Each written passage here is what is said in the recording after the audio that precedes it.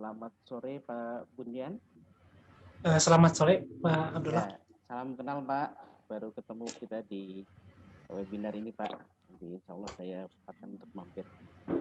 Baik Pak, dipersilakan waktunya 15 menit untuk mempresentasikan materinya. Bismillahirrahmanirrahim. Assalamualaikum warahmatullahi wabarakatuh. Goedemorgen meneer en mevrouw. Thank you very much. Thank you well for this opportunity. Jadi saya terima kasih atas undangannya untuk mengisi salah satu sesi di Zoom meeting kali ini. Jadi saya akan menyampaikan bagaimana kita bisa survive dengan inovasi dan informasi di era globalisasi sekarang ini untuk menghadapi pasar global dalam produksi kentang di Indonesia. Alhamdulillah saya dulu S2-nya di Wageningen juga. Jadi ini bisa ketemu kolega dari Wageningen. Mangga slide berikutnya.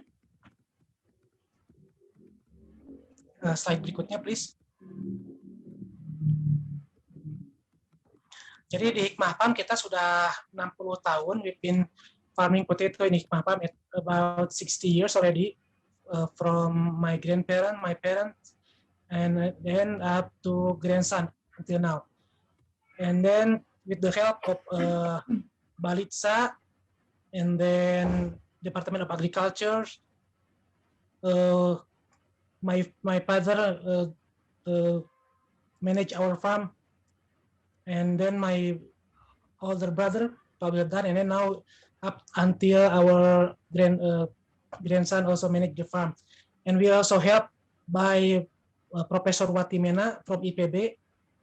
He's really mastering the art of potato agriculture. Page berikutnya. Slide berikutnya, please. Jadi seperti dibahas tadi di awal, konsumsi di kita tuh masih rendah ya, konsumsinya masih 4-5 kilo per orang per tahun. Kita menghadapi situasinya tuh seperti itu.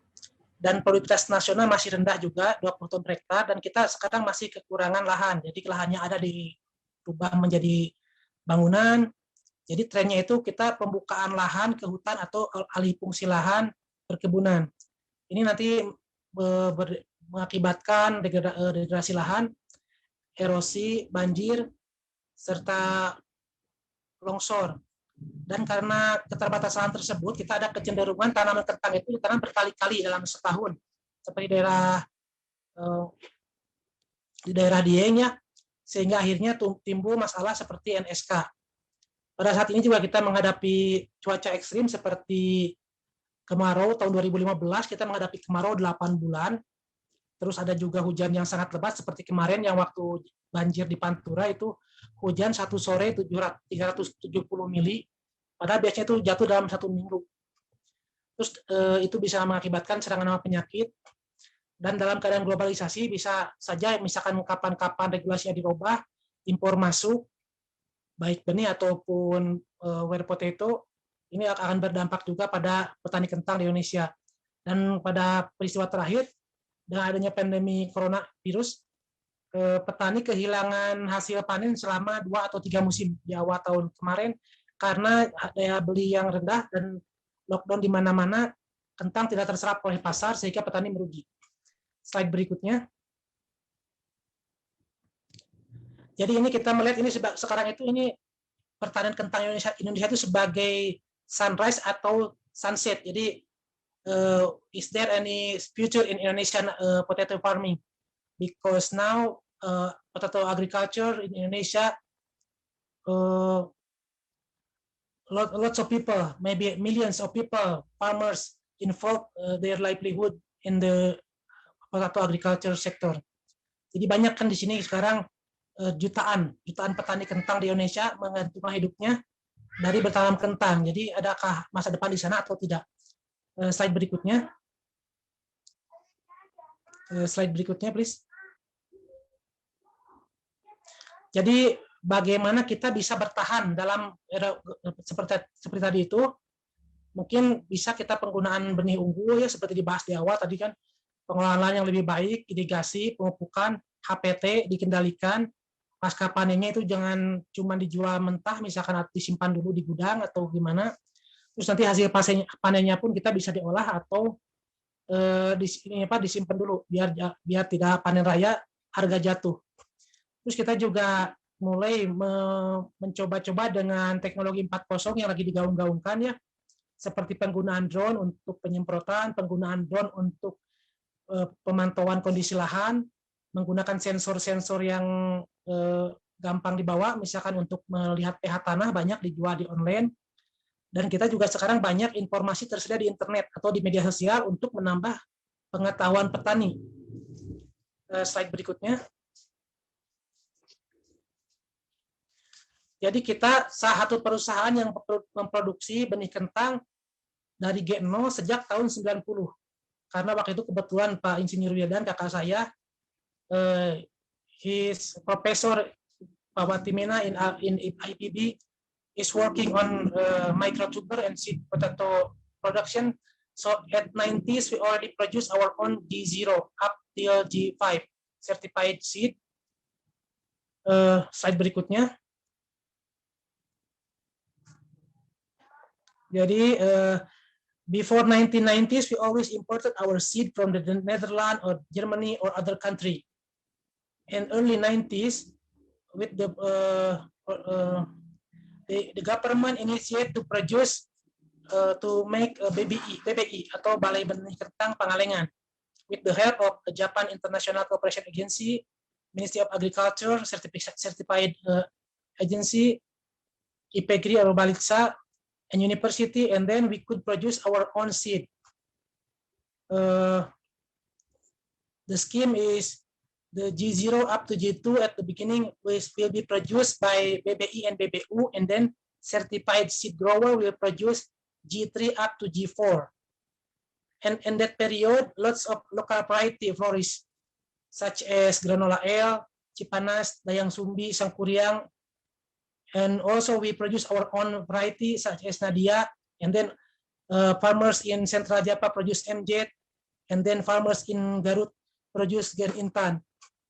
Later on, the scheme changed into only G0 up to G2 because of the aim to get a higher seed production, higher quality seed. And then farmer also tried to produce their G0 from their G2 from G0, and also from planting tissue culture directly into the field, and then produce G2. Next slide. And here we could use that there are lots of local variety that is efficient in fertilizer use because of their extensive root system. These varieties such as Grand Kembang from East Java, and then Grand Intan from Garut, and then Nadia, our own variety. It has lots of roots with longer stolon, and it tends to have a better tolerance to PCN or systematode. And also there are local variety that responsive to fertilizers such as granola, and also Phytophthora infestan tolerant. There are lots of work from IPEGRI from Balitsa producing potato Phytophthora infestan tolerant varieties such as Air 07, Air 08, Sangkuriang, Dayang Sumbi, and then at this moment they are still working on producing more variety that is resistant to late blight. Jadi lokal varietasnya banyak ya di kita, ada Grand Kembang, Intan, Granola Nadia. Ini solonya panjang, jadi dia lebih efisien dalam pemupukan, jadi lebih irit. Dan karena solonya panjang dan akarnya banyak, dia lebih toleran terhadap serangan cacing emas NSK. Dan banyak juga varietas-varietas lokal yang dia toleran terhadap serangan busuk daun. Slide berikutnya.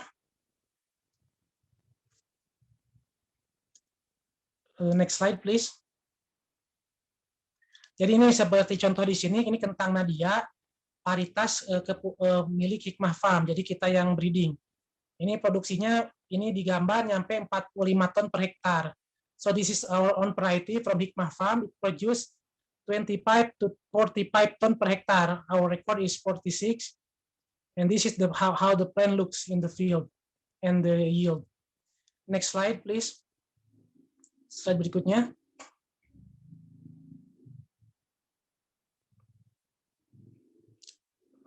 Ini varietas dayang sumbi from Ipegri.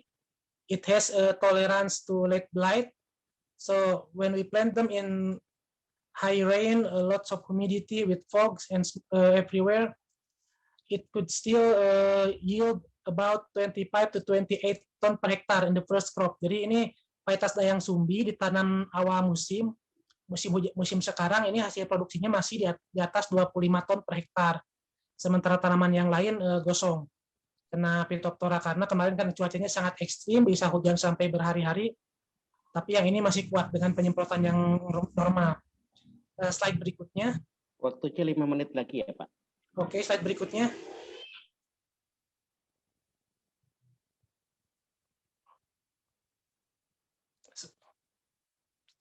Ini median untuk industri dari Ipegri juga. Slide berikutnya. Slide berikutnya, please.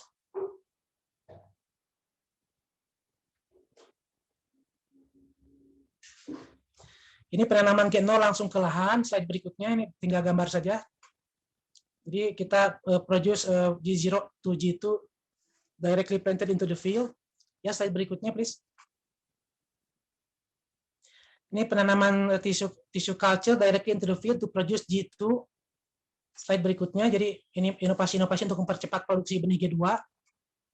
Ini penggunaan mesin ya, ada mesin traktor tangan, udah dibahas tadi di awal. Kalau bisa petani menginvestasikan uangnya untuk membeli mesin tangan, ini sangat membantu. Traktor tangan cuma seharga bebek matic ya. Slide berikutnya.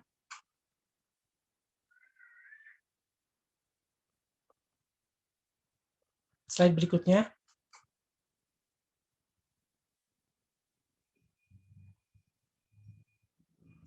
Ini penggenangan lahan seperti di.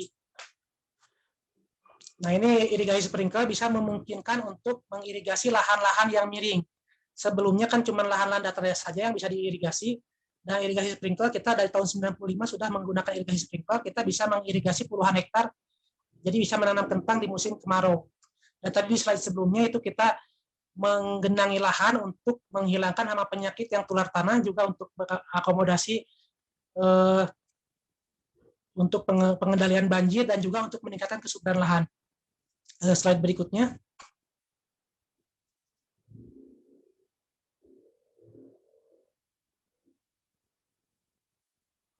Jadi lahannya banyak yang rusak ya sekarang karena sering ditanami kentang berulang-ulang. Jadi kita bisa menaikkan pH dengan penambahan dolomit atau menaikkan KTK dengan penambahan geolit.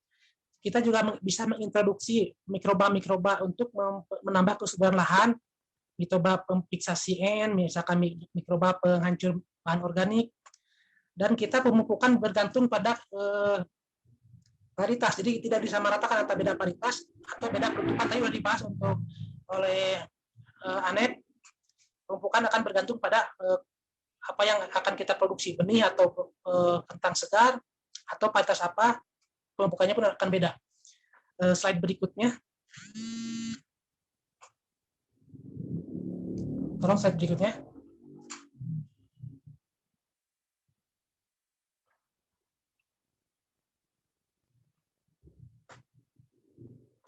Ini cuma gambar saja ya, aplikasi dolomit, inokulasi mikroba, seed treatment, terus ini produk-produk yang kita gunakan. Slide berikutnya lagi.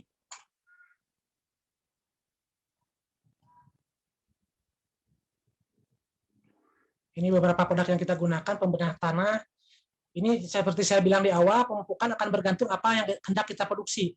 Apakah untuk benih, misalkan satu pokok mendapat 60 atau 80 butir, atau untuk sayur membutuhkan ukuran yang besar-besar, jadi kita pemupukannya pun akan kita sesuaikan dengan peruntukannya. Slide berikutnya.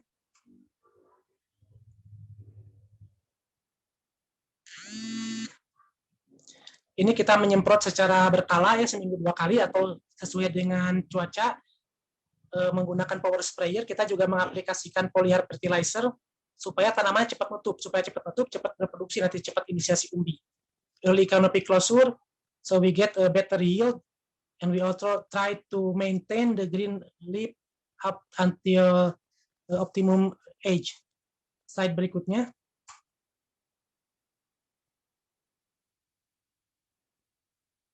Bisa ke slide berikutnya, ini masih banyak slide-nya.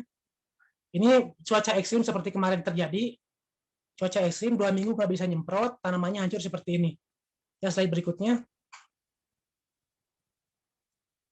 Next slide, please.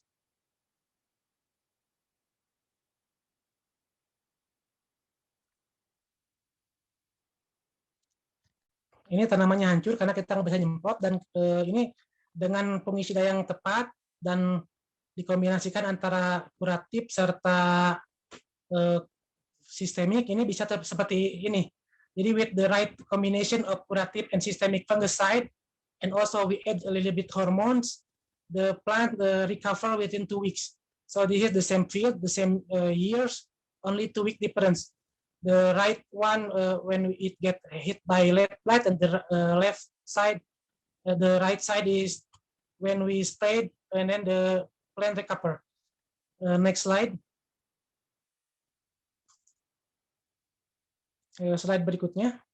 Ini tabel yang sangat membantu bagi rekan-rekan yang bertani kentang. Bisa slide berikutnya juga.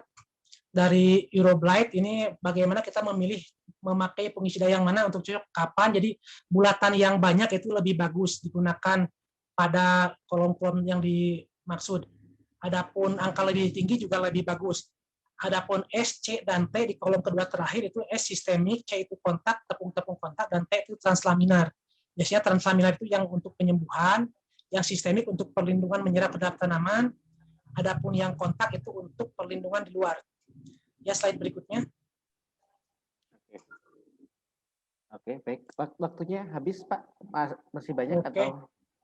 Ada satu lagi, terus aja, Pak. Maju, Pak. Slide-nya maju lagi. Nah, ini kita sebelumnya, Pak. Jadi kita memproduksi benih, dan 80% of our seed, 80% we sell it directly to farmers. Only 20% we use it ourselves. So we sell it. We also use drones. Saya terakhir aja saya. Jadi 80% benih kita jual ke masyarakat. Ini kita manfaatkan juga informasi, ya, banyak grup di Facebook, banyak di internet sekarang informasi tersedia. Jadi kita bisa memanfaatkan informasi tersebut untuk bisa tetap bertahan atau bahkan berkembang di era globalisasi seperti sekarang ini. Slide terakhir.